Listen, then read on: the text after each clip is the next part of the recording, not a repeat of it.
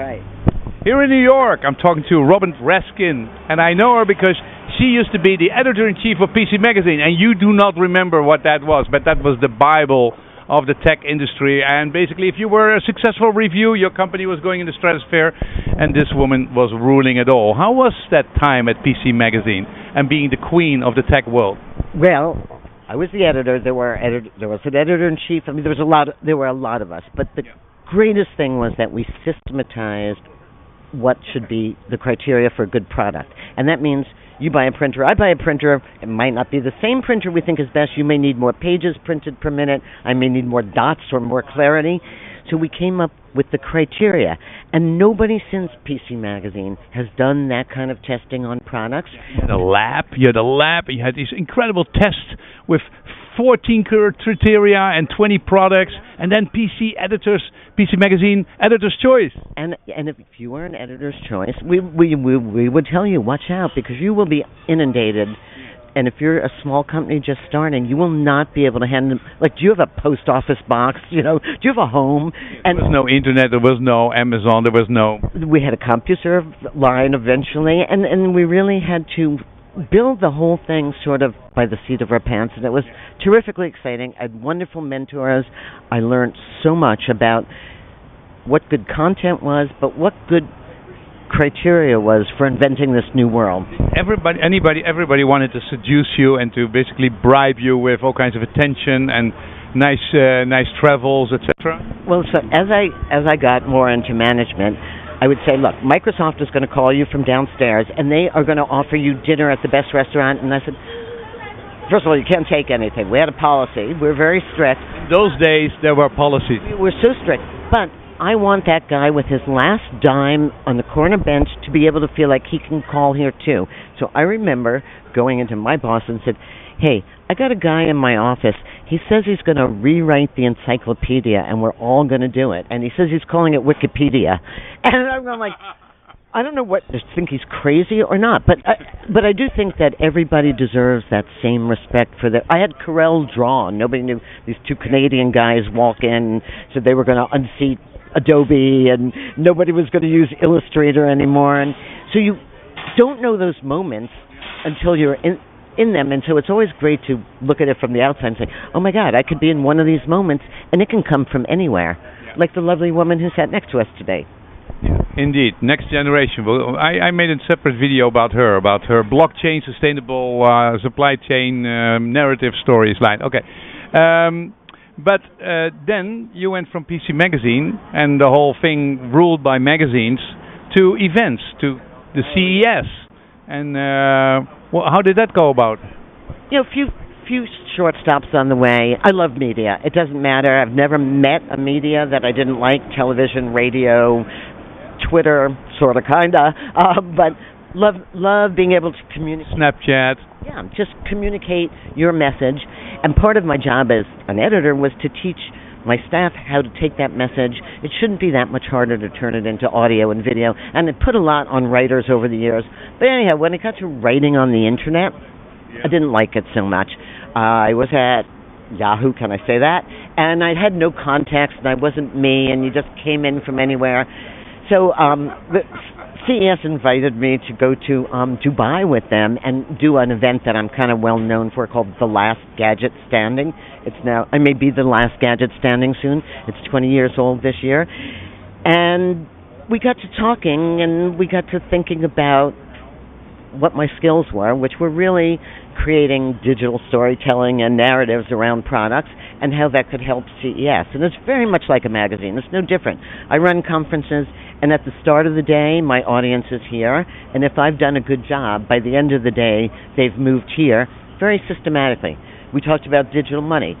Digital money, are you an evolutionary person or a revolutionary person? Do you think it's fintech, or are you going right to the right to Bitcoin tomorrow? And are you private? You public? Are you decentralized? Is this a political thing for you? Is it, there are different levels, and so to narrate that story and to put this mess of a conversation into So you're still very systematic after all these years. I love buckets. people don't know what I'm talking about when they call me and say, I'd like to be a speaker. What bucket do you think you fit in? Like, I need to parse out the world. And I'll be the first to tell you if your world doesn't fit mine and if you're not going to do well at our shows. But CES, I got to hand it to them, has just been really smart about having a renaissance, 21st century workplace, smart cities, self-driving cars. I mean, being able to really, Eureka Park, which has like 1,000 startups, to be able to take this changing economy and not be scared of it, I think is a great thing. Yeah. So going from tech to the influence of tech on the society in all the different parts and moving it deeper. I mean, and now you in CES, there's how many of those sub-conferences are there now on your business card? So I do run 15 sub-conferences for CES as a partner program, which I'm just honored to be doing. But how many people are at those conferences? Those are small conferences, very specialized. And what is small in terms of CES? Well, on the show floor, it's the same as CES. It's 180,000 people looking for the next great thing. Our conferences have a seating capacity of 300. So they're a little more intimate. Call it going deep and going broad. You go deep when you really want to immerse yourself. If you want to know about digital money or high-tech retailing or digital health, you come to us and we will teach you everything there is to know in one day.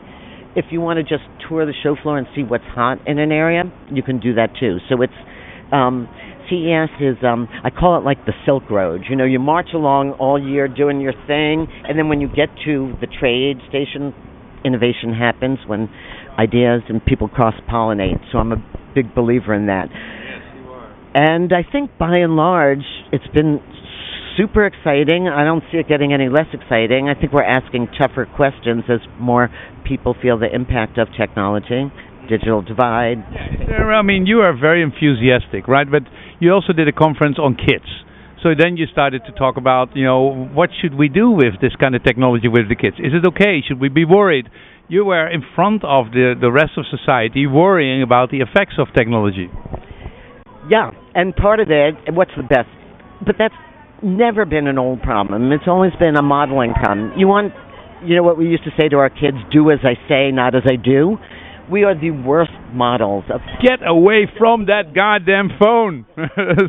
like these Mom, parents. Yeah. Right, Mom, listen to me for a minute. We are such bad models, so until we learn to teach them what a digital diet is and what the proper way of looking at technology is and how to use it and not use it, but the things we can do. I'm also a sandwich generation. I watch an 88-year-old mom through technology. I'm not saying she's crazy about it because it's an intrusion.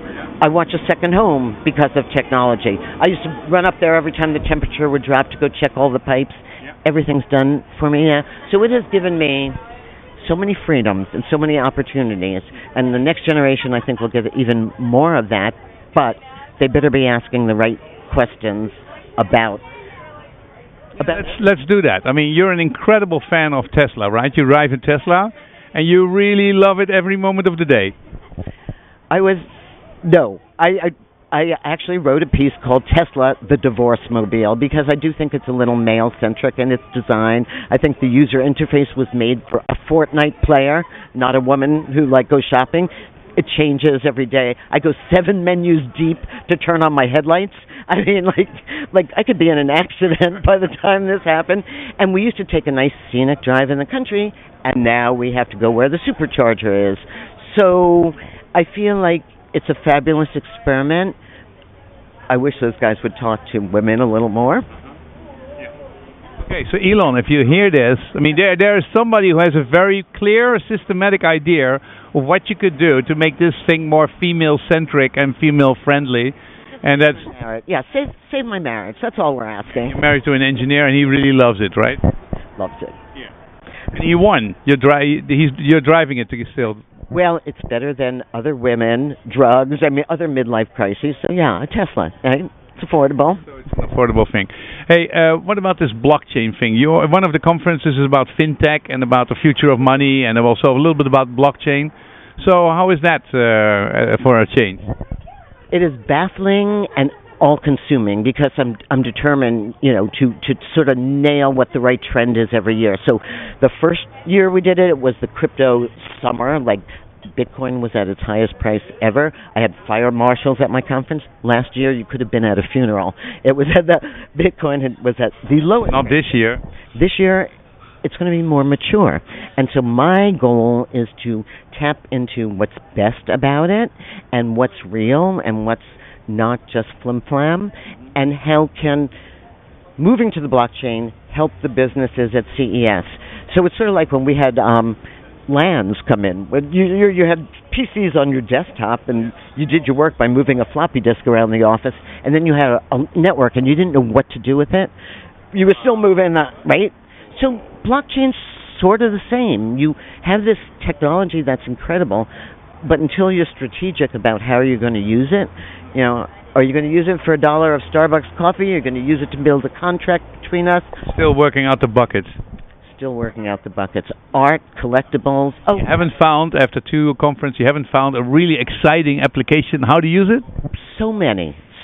But are they going to last? And can you scale them? And can the It's been around for 10 years. I mean, if they can't scale faster and do more transactions in a wider variety. How long did it take for the internet to become anything? 10 years. 40. Oh, It was 72. It was basically made by Vince Cerf, and it took 94, and then it started to come. Things take a while, lady. Oh gosh, I'm not gonna be. No, they have to. It's been around for a long time. It should be happening faster. There's political issues that need to be private, public. Do I want my data sitting on your server in its free time? I'll give it to Facebook, and I'll have them use their cryptocurrency and solve all my problems. Oh yeah, they are really guys to trust, right? If you're going to trust anybody, I would trust Facebook. Good bet. You have it here online. So, what's the next step now? After you leave here, what are you going to do? Oh wait, I have to show you. She is never... For me, you think I have no aggression? There you go. It is time for my kickboxing class. But I will say, and this has nothing to do with CES because they'd kill me, I would love to do Vice Tech. Cannabis. I mean, there is a system that had no money, had no way to bank, had no way to do anything, and had to invent itself from the start. So I'm fascinated. And sex toys.